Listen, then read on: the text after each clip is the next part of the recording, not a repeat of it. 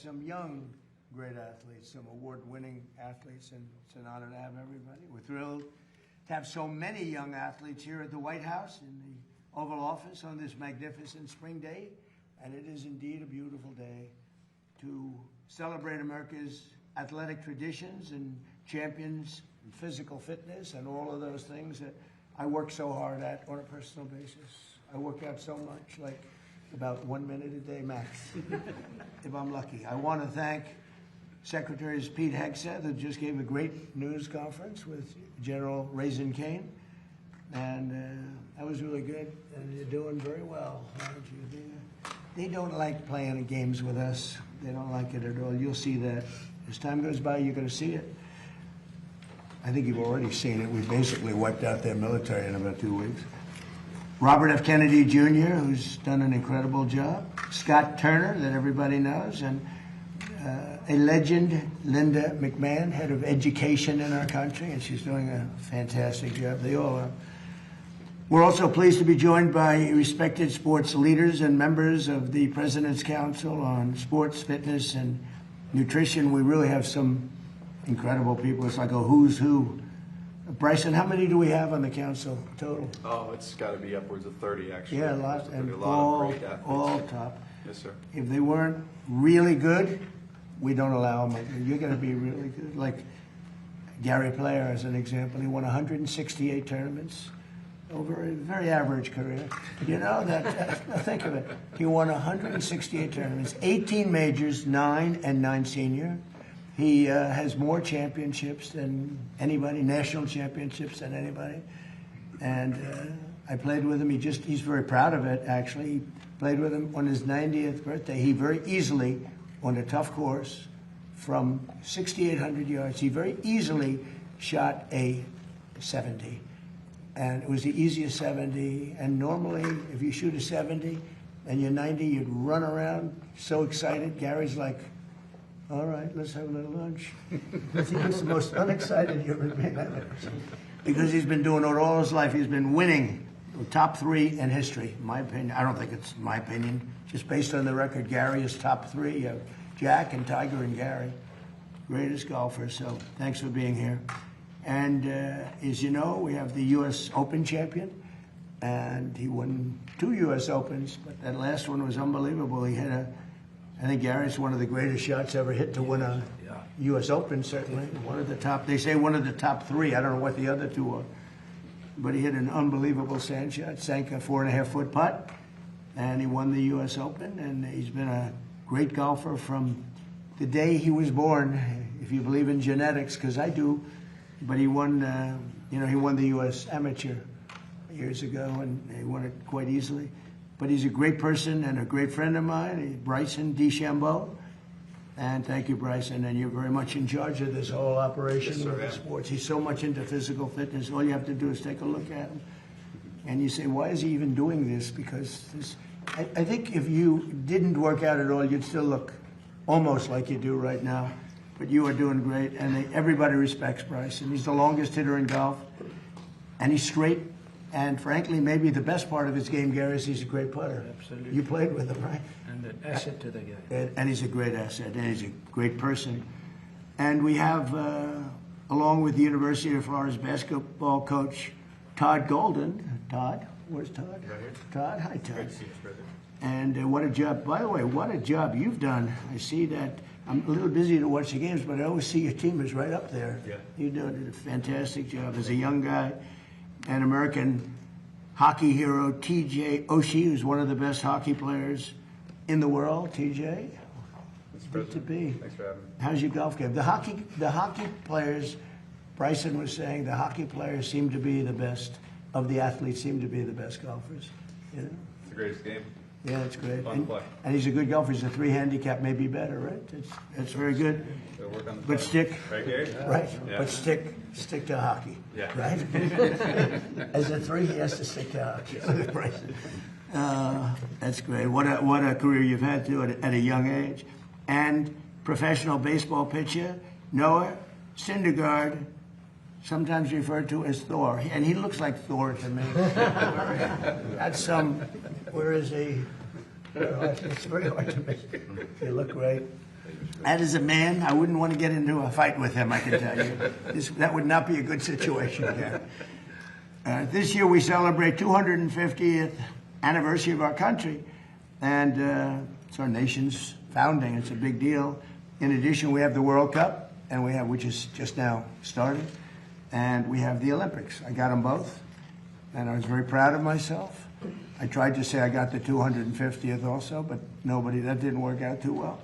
But I did get both the World Cup and I got the Olympics, and I was very proud of that. But I was very sad actually because I got them in my first term, and I said, "Oh wow, I'm not going to be able to go as president because they were in 6 years, so I wouldn't be president." I thought I'd easily win the election, which, by the way, I did. And unfortunately, bad things happened. It was a rigged election, and I said, well, I'll do it again. I had the ultimate poll. I did so well, and I had the ultimate poll, and we won in a landslide. We won every single swing state. We won the popular vote. We won everything you can win. We won 87% of the counties in the United States. And I ended up with the Olympics, and I ended up with the World Cup. And very importantly, maybe the most important, is we have the 250th anniversary. And on June 14th, we're going to have the UFC, and the biggest fight they've ever done by far. It's the hardest ticket I've ever been involved with.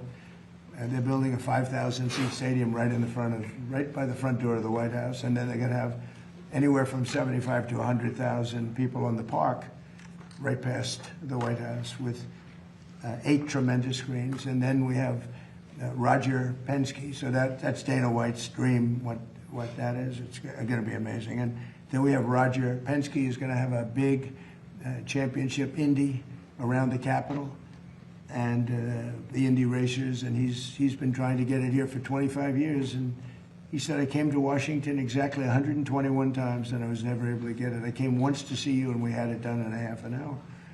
And he's fantastic. He's won 20 Indianapolis 500s. Can you believe that? Other countries, and I say it all the time, I gave him the Presidential Medal of Freedom, like I gave to Gary, too, because of his career. And then Roger, on his 18th, I called him. I said, come on, I want to give you the president. You won 18. Japan, Germany, all these countries, they spend billions and billions of dollars, and they don't, it's very hard for them to win. They don't win very, very much. They spend all that money, and Roger just wins it all the time. So I gave it to him on the 18th win, and since then he's won, that was 4 years ago, since then he's won 2 more. So he's going to be here with the Indy cars, and it's going to be their biggest race maybe ever. And they're going to be circling the Capitol. We have Pennsylvania Avenue closed down, and I said, do you like the course? He said, I love the course. I said, pick the best course. We'll get it for you. Don't go the easy way. Pick the best roads. I don't care. It doesn't matter. And he picked he said it's as good as you can get. And unfortunately, he picked the most important roads in the city, which is a little tougher. But we got it done for him quickly, and that's going to be in August. So we have a lot of really exciting things happening. So today I signed a proclamation recognizing National Youth Sports and Fitness, and I'll also sign the very first copy of the new Revitalized Presidential Fitness Test Award, a certificate in recognition of achievement of the gold standard of physical fitness. And this is something that Bryson DeChambeau wanted to do very badly. Bryson's amazing. I mean, he's somebody that can put on 25, 30. At one point, I guess he put on almost 50 pounds. You remember, he looked like a linebacker for the Pittsburgh Steelers. And he decided he didn't like himself at that weight. It was all muscle, guy. It was like crazy. He looked like a massive football player. You wouldn't want to play him in hockey. And he said he didn't like it. He developed too much speed. This is the problem with people. He had too much speed. He wanted to bring it down a little bit, so he lost. He can put on weight, like up and down like a yo-yo, and he doesn't take a shot, okay? He doesn't need the fat shot. I said, do you ever take this shot? He didn't even know what the hell I was talking about. What shot? No, he can put it on. He's a scientist. He's like a scientist with his body. He's a great guy, and he's an absolute champion, so I appreciate it. But Bryson really wanted to bring it back, because we are bringing it back. It's something that's a lot of people, the wrong people probably were involved, I don't know. But this is a group of people that physical fitness is everything. Gary Player, by the way, you talk about golf, but He was always considered in the best shape of anybody. He was long ahead of the rest of the world. Now you see all these guys have a 28-inch waist. They walk down, it's like robots, right? But Gary was always, he was way ahead of everybody else. From the late 1950s until 2013, grade schoolers across the country competed against each other in the presidential fitness test, but others. And then we had the Obama administration. Wonderful, wonderful person. Barack Hussein Obama. Have you heard of him? We had the Obama administration, which phased out this wonderful tradition of physical fitness. Thank you, Barack, very much. Great job. And we're bringing it back. We're bringing it back. My administration's working very hard to defend America's cherished athletic traditions and pass our values of excellence and competitiveness to the next generation. So important. We're working on historic reforms to save college sports, and we banned men from competing in women's sports. That was sort of an easy one. They say, you know, the radical left says, that's an 80-20 issue. No, it's 99-1. They say 80-20. Who are the 20%? I've never met anybody. Nobody's ever come up. So I've been president for 5 years, and nobody's ever come up to me and say, sir, you have to allow men to play in women's sports, you know. I've never had one person say it's really important that we allow women to be challenged by men in women's sports, and it doesn't work. So we did that, and with the help of Secretary Kennedy, who's with us, we're striving constantly to make America healthy again, and that's what we're doing. We have unbelievable numbers coming. Bobby will mention it. We have unbelievable numbers coming. So these next few years will be a golden age for American sports, just like it's a golden age for America. You know, we hit an all-time high stock market today, despite that we're in a little skirmish, military. I call it a skirmish because Iran has no chance. They never did. They know it. They express it to me when I talk to them. Then they get on television. They say how well they're doing. And they have no Navy, totally wiped out. They have no Air Force, totally wiped out. They have no anti-aircraft capability, totally wiped out, no radar. They have no leaders. The leaders are wiped out, the whole thing. And then I read the papers and they say how well they're doing. They're not doing well. That's why you have no credibility. No credibility. The news, the fake news has no credibility, but the President's Cup, it's going to be something, and we're going to have that. We're going to do very special presentations to Johnny, who, as you know, is the commissioner. He's a fantastic person who runs the soccer. And I don't know if you know this, but so more tickets have been sold earlier than at any World Cup they've ever had. And the numbers are more than double. They've never seen anything like it. So it's really soccer. I don't know if soccer is taken off or not taken off, but I can. The World Cup is doing numbers like they've never done. They've never done anywhere close. And we have the Patriot Games in honor of our 250th anniversary this fall. It's going to be all on television. And with that, it's like the ones that we have here. We're going to continue to win, win, win. Our country is doing great. We're breaking records in every way. And I know it's too bad, but I had to do it. We can't let Iran have a nuclear weapon. You might be too young for this. I don't know if I want. They probably know. They probably know better than most people. But you can't let a bunch of lunatics have a nuclear weapon, or the world would be in trouble. The world would be in trouble. So we just hit records on the Dow. It was supposed to be done in 5 or 6 years. Somebody said it couldn't be possible to reach 50 on the Dow, and I reached 50 in the first year. And then I reached 7,000, and by the way, just set a new record. The S&P just set a new record, set much higher, 7,500. But they said even harder than 50 on the Dow is getting to 7,000 on the S&P. We did that by the end of the first year, all before the end of the first year. Gary, so think of that. They said we couldn't do it in 4 years, and we did it at the end of the first year. And then, you ever have this? And then I called all my people and I said, we just set every record in the book. The economy is going great. I ended 8 wars. Nobody else ever ended a war. And the person that won the Nobel Prize, Maria, she's a good person.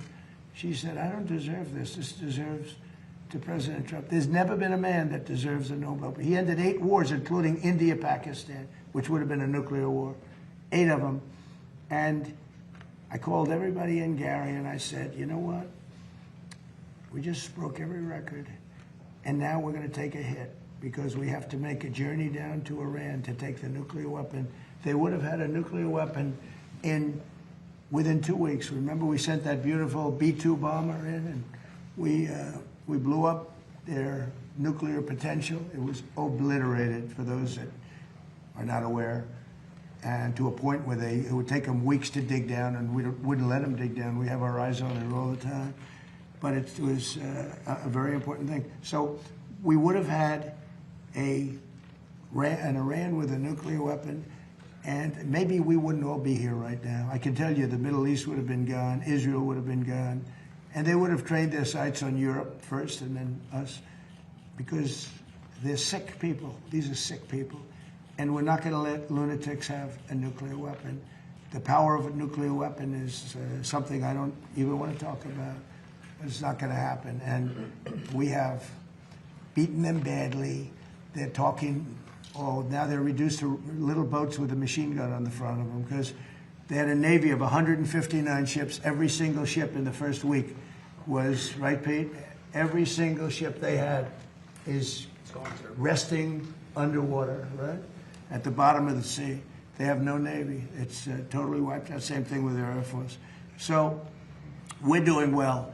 But it's all about, having a great country. And one of the things I think that when they talk about physical fitness, one of the things I notice about friends of mine, all of the people, all of the great athletes here, is their mind is better than people that aren't fit. It's because I think a mind, once you hit a ball well, or you do whatever it is that you run well, or play hockey as great as you play it. But once you obviously have to have a certain physicality. You can't have somebody with a great mind and zero athletic talent, right? But when you get up to that league, it's all about the mind. The mind is so important. And these people express it, I think, better than anybody. So with that, I'd like to ask somebody that's done really an incredible job. He has got some group of people that love him, some big group of people. It was a big day when he endorsed me for president. Very unusual, because I happen to be a Republican. I would say that Republicans were not too big in the Kennedy family, but they're big now because he's the biggest in the group, and everybody respects him a lot. He's doing a fantastic job. So, Bobby, would you say a few words, please? Yeah, thank you, Mr. President. Almost immediately after my uncle was elected in 1960, he came across some federal data that showed that 5% of American kids were obese. And that was more than double the European number. And he became very concerned that Americans were becoming soft. And he published an article before his inauguration called The Soft American, in which he said that there's a national security issue. It threatens our economy. We need a vigorous population that is in good shape spiritually, morally, physically, if we're going to continue to exercise leadership around the world. And he launched the physical fitness test, which became a milestone for my generation, for several generations after me. It was an enduring rite of passage for us that everybody in my generation remembers. It was a benchmark also because we did pull-ups, sit-ups, shuttle runs, and a number of other events, and it was a benchmark for measuring national physical fitness.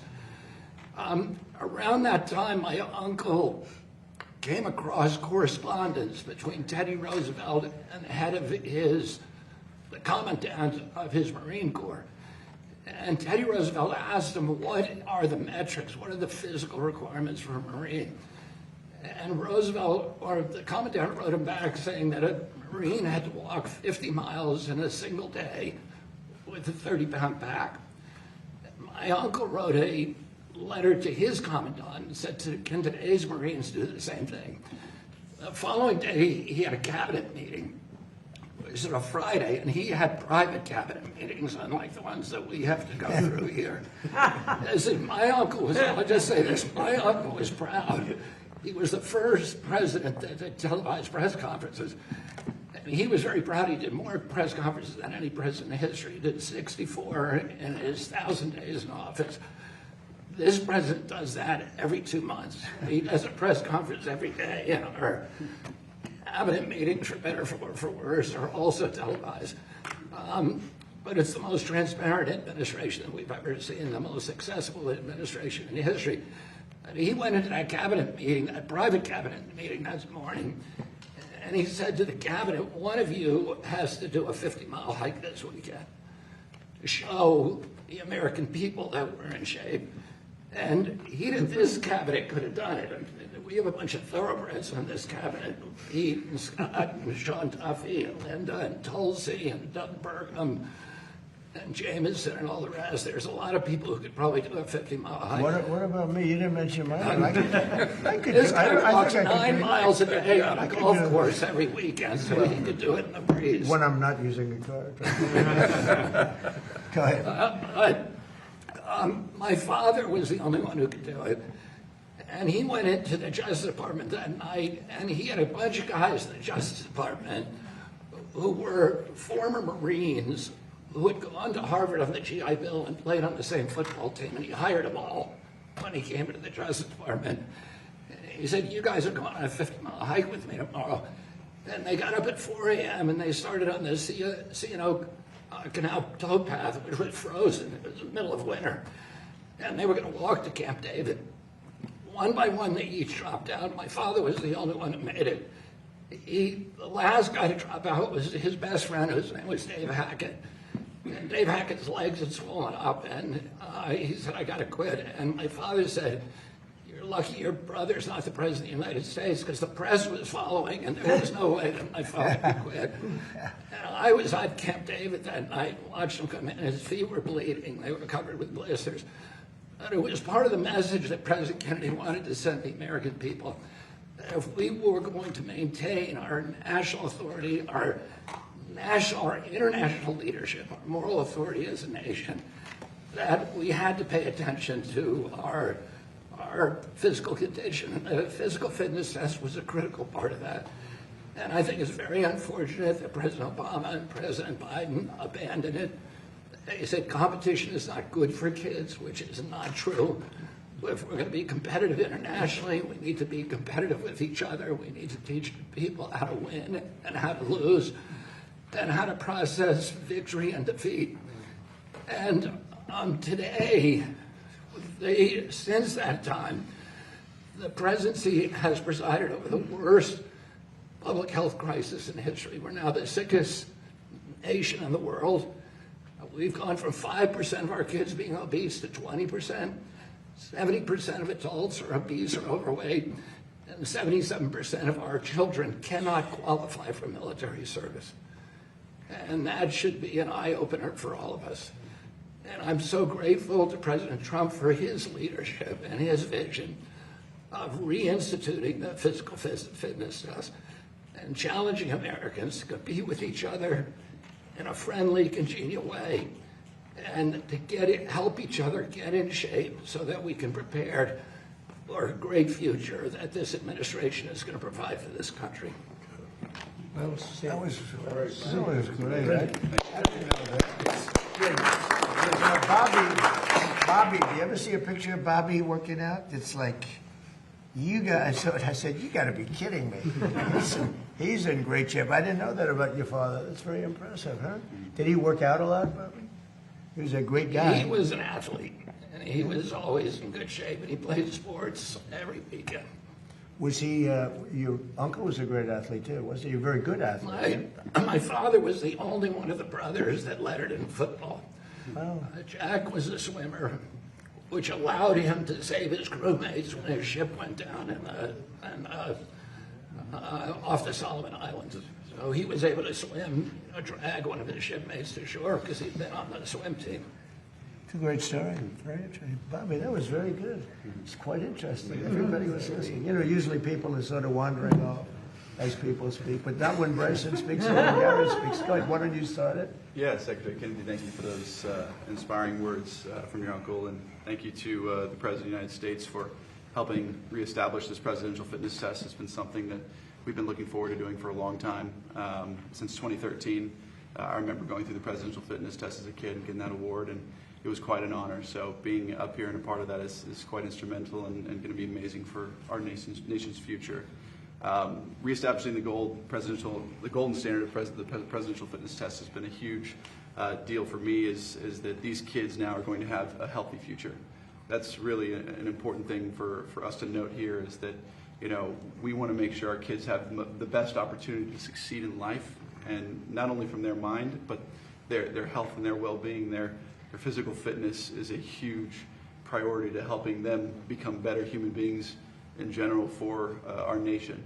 And so what's quite honestly cool is Secretary Hegseth here has allowed us to be involved in over 160 schools, military bases with DOEA, and institutionalizing this presidential fitness test in those schools. So I have to say thank you so much for helping establish that, and hopefully here soon we can do that across the nation, of which we believe will have a tremendous effect on these kids and their future. So I just wanted to say thank you to the President, thank you to the Cabinet members for everything you've done, and we're going to go out there and have a great day on the field and give these kids some fun things to go and play with, whether it's football, soccer, doing some pull-ups. Can you guys do pull-ups?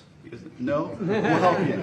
We'll help you. But that's a part of the presidential fitness test, is aspiring to help these kids become a better version of themselves. And that's what I couldn't be more excited to be a part of. I want to say thank you to the athletes that are here today, and to Gary Player.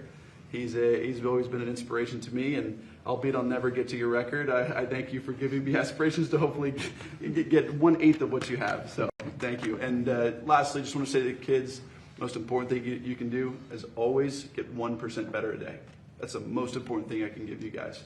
Try to be a better version of yourself every day, because one day you could be up here as well. You could be up here as well. So thank you, Mr. President. Thank you for everybody for being here, and I can't wait to see what we can do out there today. Good. Thank you, Bryson. And this is really for Bryson, because he's worked so hard on this. He really put it together. He's got the best athletes in the world. I think it's actually 41 or 42. And all top people, all big names, top people, and they all want to do it. And Bryson, I was given a little idea by Bobby. He mentioned Camp David, and it's a special place. And I think we should have our next meeting, the full meeting at Camp David. Okay? Sounds great. So it's like a very special place. Amazing. So we'll do that. I'd love to have Gary say a few words. He's won 168 tournaments. Think of it. That means he won every weekend. I say, well, when did you not win? It's a record, I think, that will never be broken. And he won 18 majors, 9 senior and 9 regular, and many other things. And he is a very special guy. And, if you think about the power of positive thinking, I don't know if Gary has the time, but he is the youngest winner of the British Open, what they call now the Open Championship. And he won it when he was 23, I think, Gary, right? 23. Yeah. If you want, you could tell that story, because these are all people that love sports and they love golf. But the way you asked, you'd like to practice. My name's Gary Player. I'm from South Africa. You're not giving me the time to practice. I must practice on this course. And the people thought, who is this? He said, you don't understand. I'm going to win this tournament. They never heard of him. He came out of South Africa. He was winning everything. He won the South African Open like 14 times or something. It's incredible. But if you want to tell that story, I think it's a fabulous story. But as a man with a powerful, it's really the power of positive thinking. Go ahead, Gary. Well, Mr. President, first of all, thank you very much for having us and hosting this today. I've been around almost every president for the last 65 years. And I've never seen a president that loves this country as much. They all did, and they all did great works. But I've never seen a president that loves the country as much as you do. And I say thank you, because I've traveled more miles than any human being before without being repetitive. And I've never seen a country like this.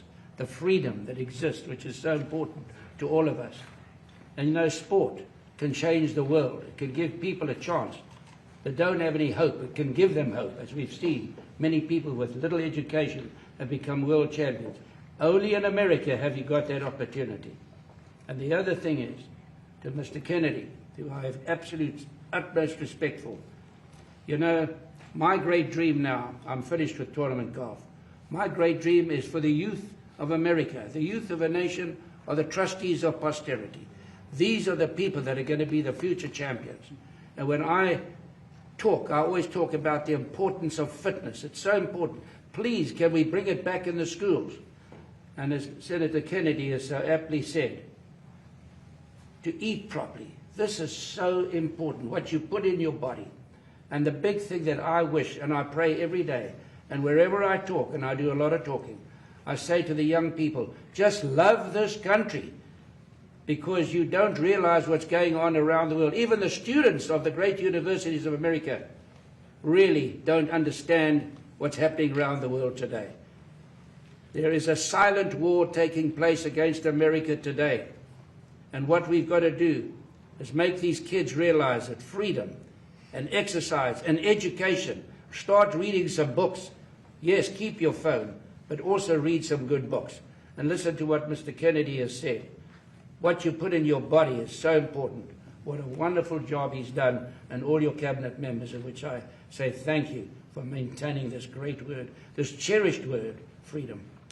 Thank you very much, Gary. And Gary is way ahead of his time, always. And how many Masters did you play in, Gary?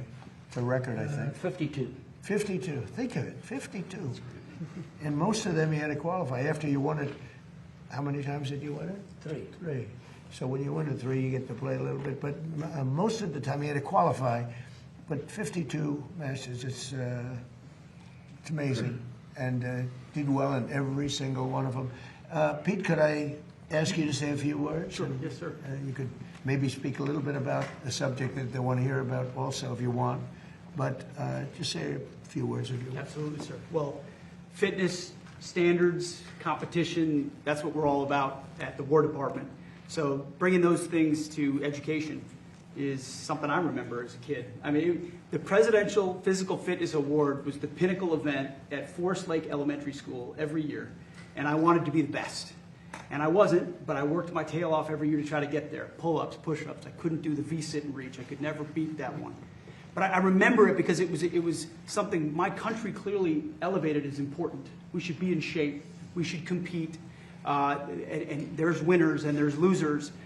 That we need to infuse into our young people. And obviously it takes young people to run a military.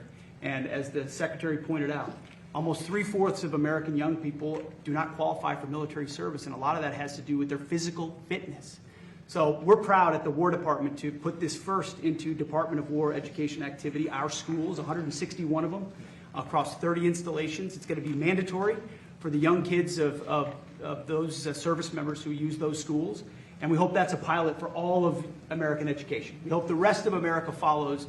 We need young, strong, healthy Americans, whether you serve in the military or any other aspect of your life. And I think this presidential fitness test, Mr. President, is a perfect thing to restore that sets those standards high for young people and something for them to achieve. The idea that competition is bad is the beginning of decline of a nation. Competition is critical to who we are and ensuring America stays on top. And speaking of staying on top, Mr. President, we are, as we talked about this morning, Project Freedom is ongoing. We're ensuring that we have control of that strait, which we do. And ultimately, Iran has a choice to make, and they know we're in the strong position. We hope they make a wise choice, and nobody better to make that deal, Mr. President, than you. Thank you very much. Thanks. Doing a great job. A man who's in you talk about athletes. This is a very serious athlete. Happens to be in charge of a little thing called housing. Yes, sir. Say a few words, sir. Yes, sir. Thank you, Mr. President, and thank you to all the great athletes and ambassadors that are here and to the kids that are here.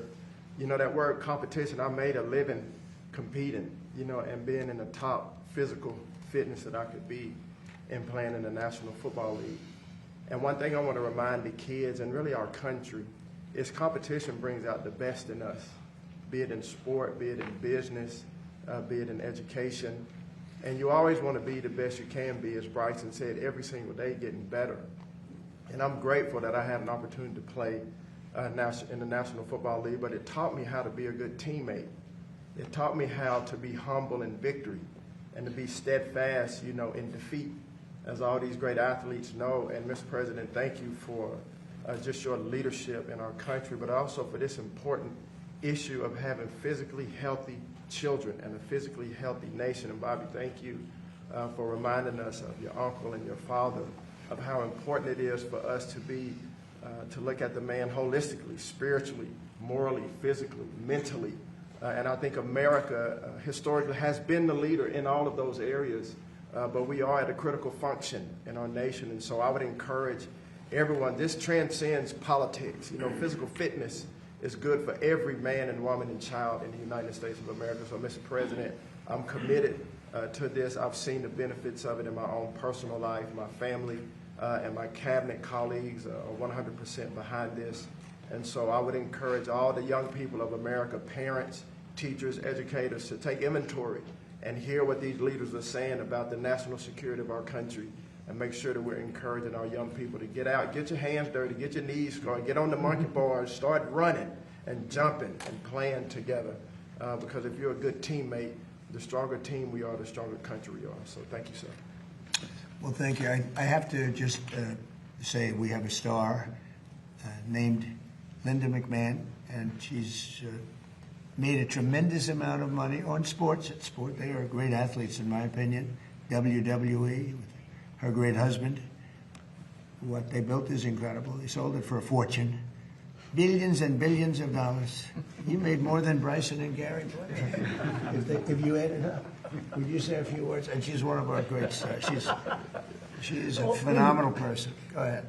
Well, that intro is a hard act to follow. That's tough. But I think what we've talked a lot about fitness, and I think that's incredibly important because that's what all this is about. But you know, the Greeks had an axiom: sound mind and a sound body. So as Secretary of Education, clearly, I want all of our schools to be able to adopt, you know, these programs. We don't control curriculum from the Department of Education, but I sincerely hope the emphasis that is being refocused on kids and being fit and being able to compete. That's what you've said, Pete. All of us are saying the same thing, but let's not forget, it's about also a sound mind and a sound body. In order to have a sound mind, you do have to eat well, you do have to exercise, you do have to train, and you do have to be fit to do that. And if we all are, we are the best of who we can be. So I encourage all of you to enjoy playing and competing and being good sports, you know, while you're doing, but don't forget you're studying all of your academics because it is all part of the total package. Thank you, Linda. Great job. Appreciate it. So we have a couple of other guys. If you guys wanted to say anything, or we'll just take some questions. And if you'd like, you could ask the big guy, how fast did he throw it? He threw it very fast. It was very scary. Scary.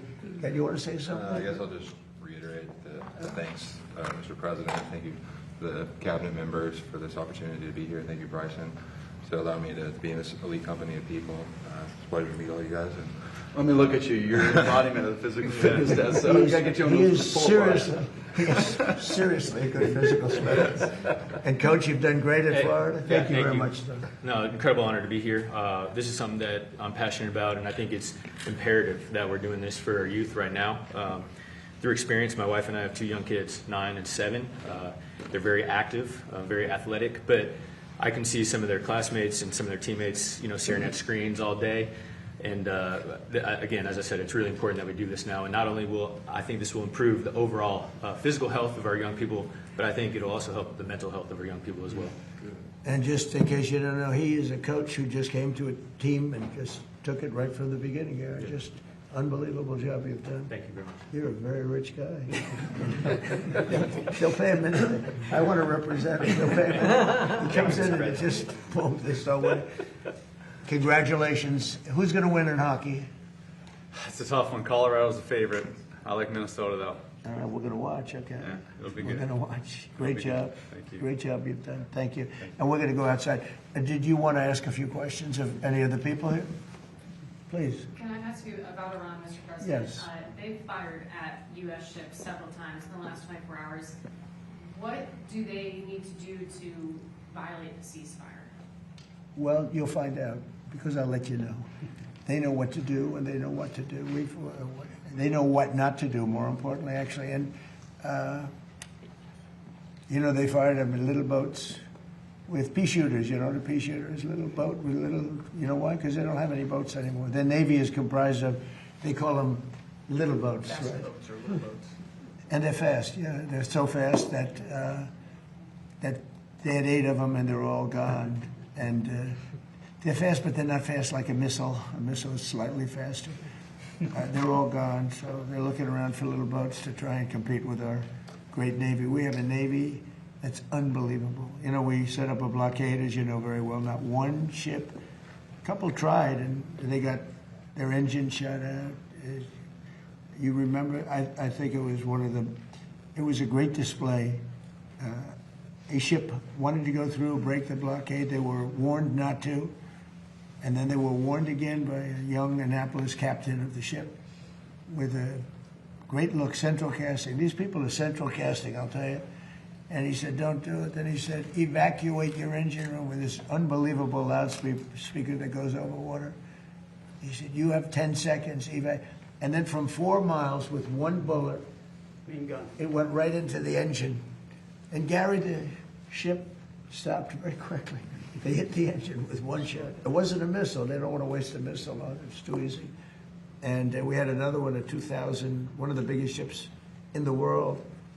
They were warned, and he said, go back now, go back right now. You will be shot at within 10 seconds. Yes, yes, I am going back to Iran. I am going back. And that was the end of that, right? He went. It took him 10 miles to turn. The ship was so big, but they respect us. They didn't used to respect us, but they respect us more than we've ever been respected.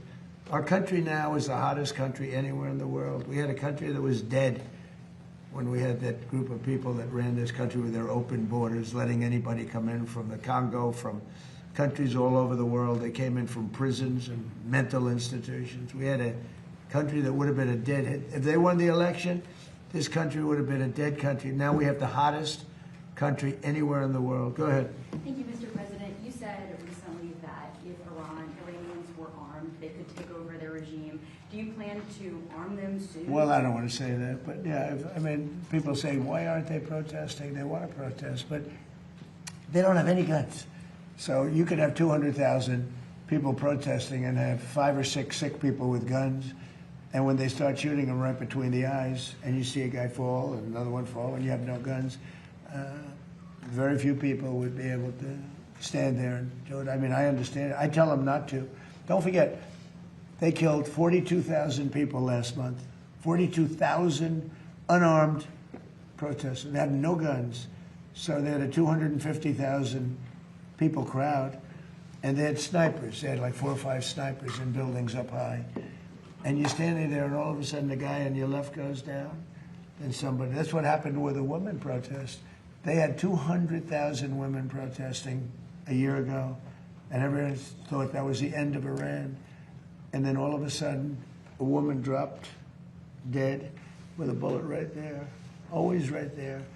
Then another woman dropped, and then the word started to spread, and then there was panic, and then they ran, and so I don't want that to happen.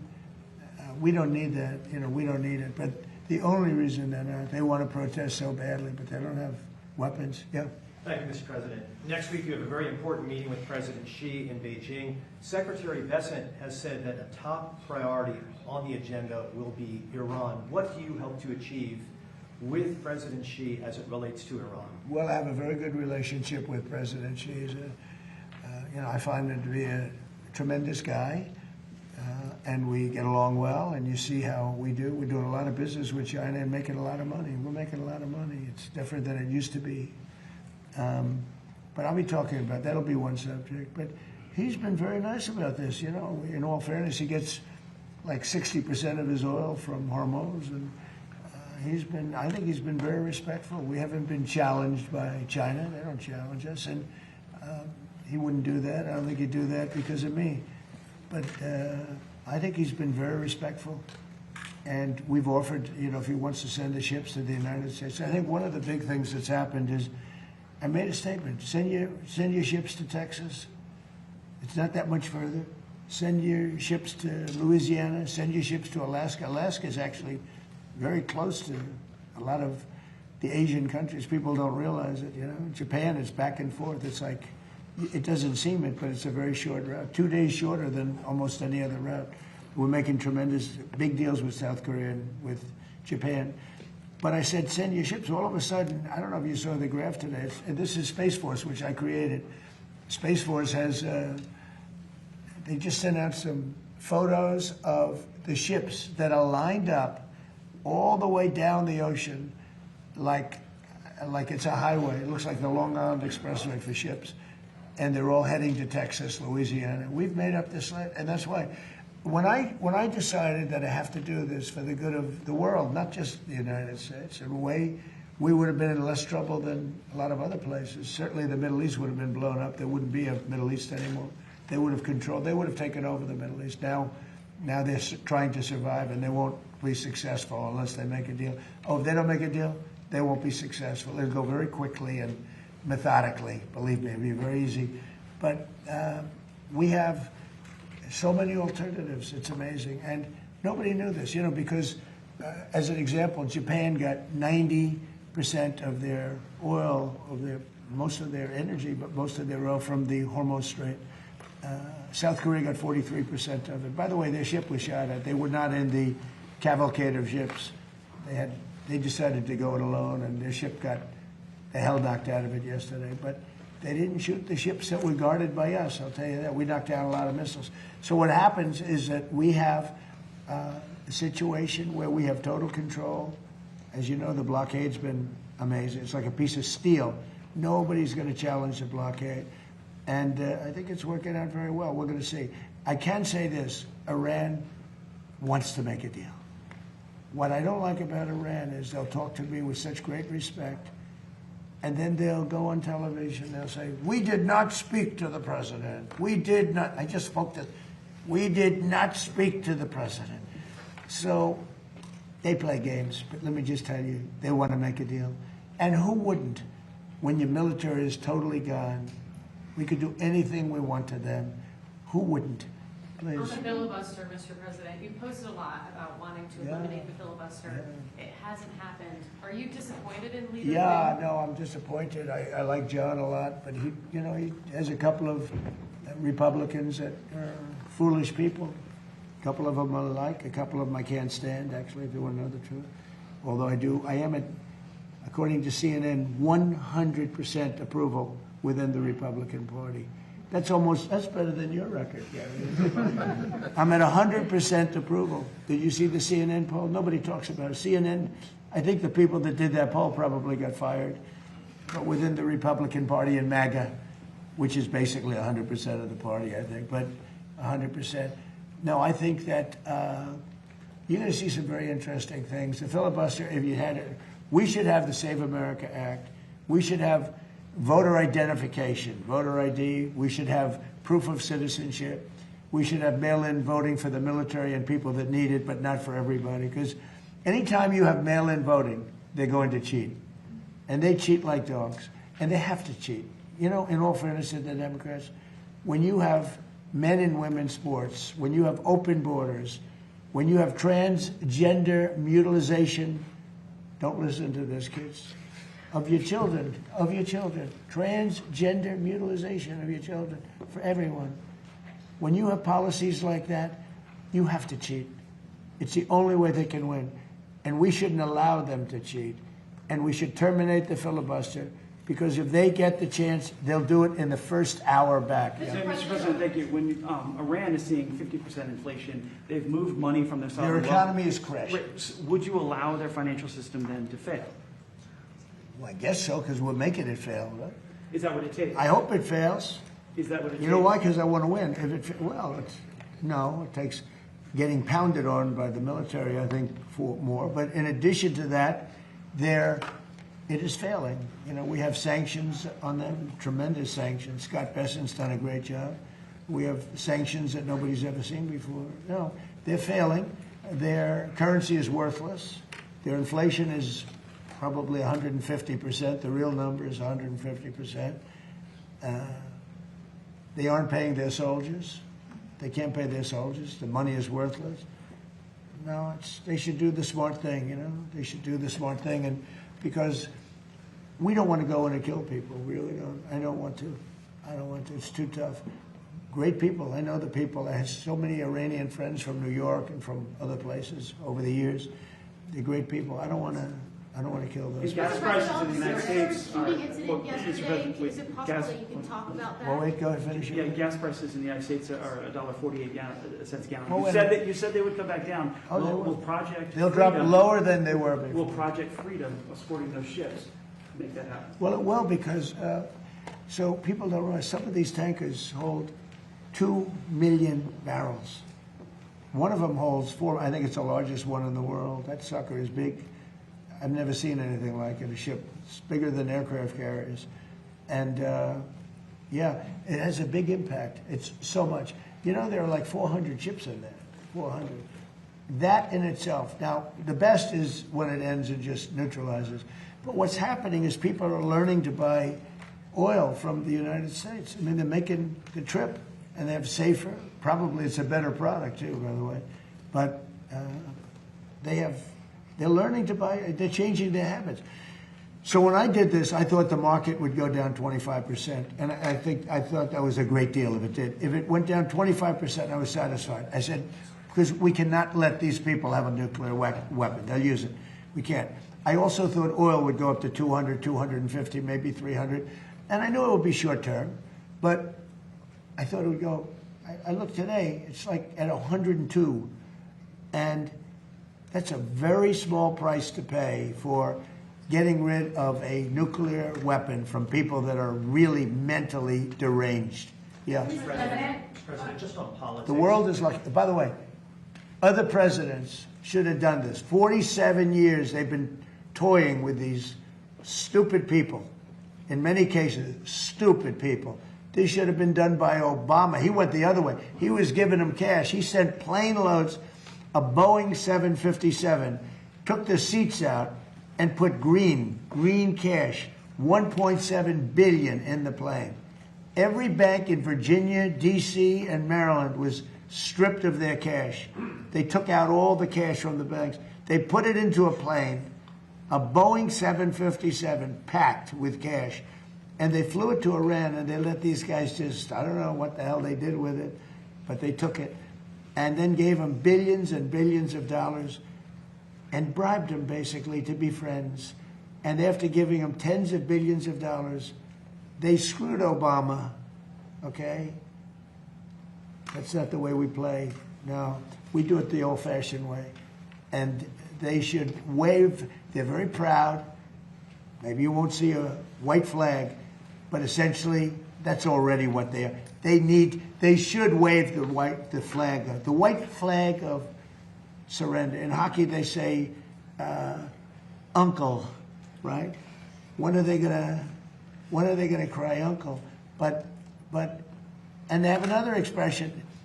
If this were a fight, they would stop it. But you know, we have to go out and we have to do it, and it's very sad. It's very sad to see. Even shooting those boats, they've got 3, 4 guys. They got a little machine gun in front. They're shooting at one of our ships that's meant for it.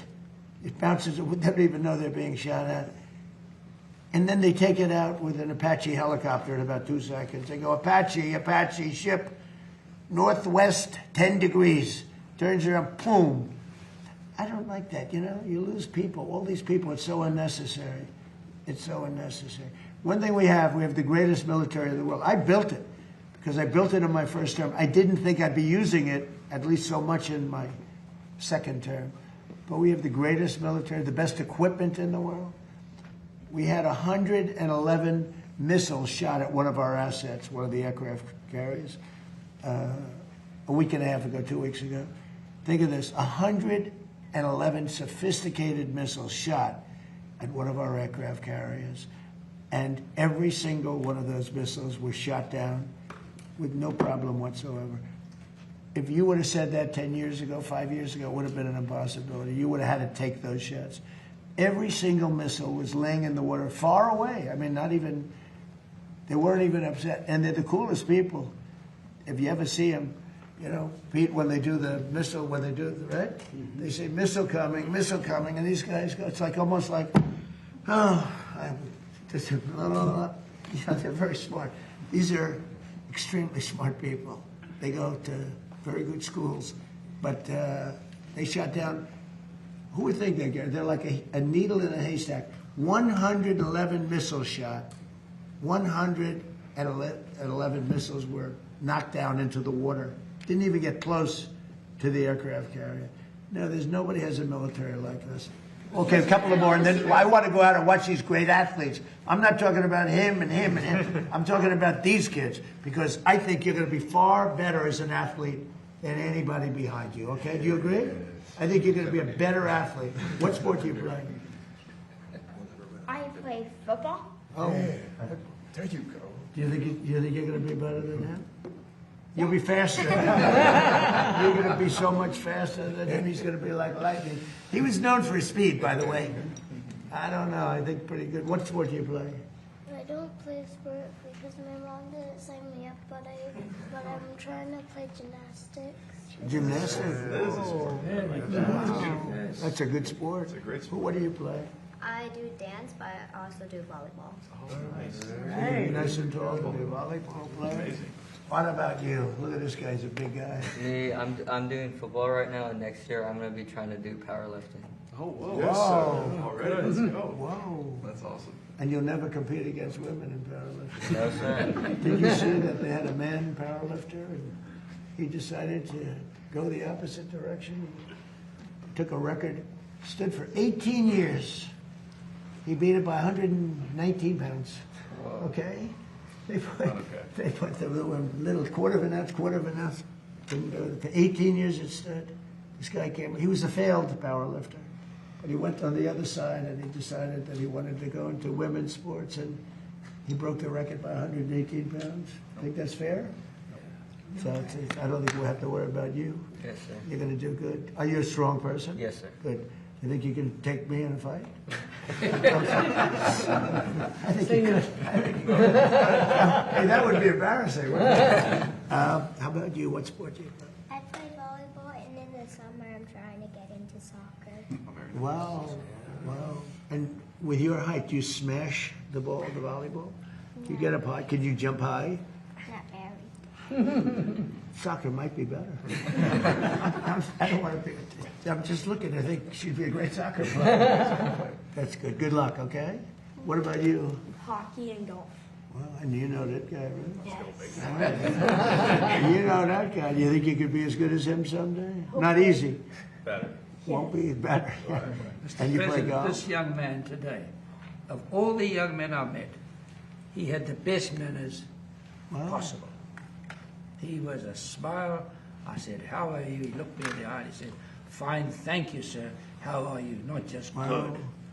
Tremendous. Are you a good golfer? Yes. So, what's your handicap? Do you have a handicap? 15. So, this man is 90 years old. Do you think you could beat him? I'm betting on Gary. I'm betting on Gary. You will. Hey, you know what else? And he doesn't choke. That's a big deal. You know, a lot of guys can play, but the flag goes up and bad things happen. And I think being in good shape helps you in that respect too, Gary. You see, if it wasn't a cherished table, this is very historic. I could get on this table and do 50 push-ups like that. Most people can't do that, even when they're going in the army, right? Yes. So you've got to keep in shape. Yes, sir. And you tell everybody how you love this country. Yes. Okay? Good. Good way to end. So we're going to go out. We're going to say hello to the athletes. We have young and great athletes. We also have some big superstars out there waiting for us. And thank you very much. And Bryson, thank you very much. You really took this and brought it to a level. And it's true. Biden and President Obama decided that it wasn't important, and they're so wrong. Thank you very much, everybody. Thank you, President. Thank you, President. Thank you, President. Thank you, President. Thank you, President. Thank you, President. Thank you, President. Thank you, President. Thank you, President. Thank you, President. Thank you, President. Thank you, President. Thank you, President. Thank you, President. Thank you, President. Thank you. Thank you, Mr. President. Thank you, everybody. Thank you, guys. Thank you, guys. Thank you, guys.